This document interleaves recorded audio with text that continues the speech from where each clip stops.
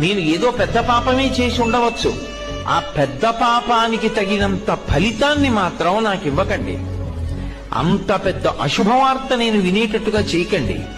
దానివల్ల నేను తల్లడిల్లిపోయేటట్టుగా నన్ను మార్చకండి. జీవితాంతం ఏడవలసినంత పెద్ద పెద్ద శిక్షలు నాకు వెయ్యకండి. మరి నీ పాపం ఎలా పోతుంది? నన్ను అనుగ్రహించండి. నేను తప్పు చేశాను. ఎందుకు చేశాను?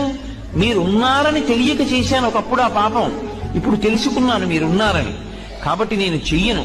ఇప్పుడు నేను ప్రయత్నపూర్వకంగా ఏ తప్పు చెయ్యట్లేదు, కానీ అప్పుడు చేశాను.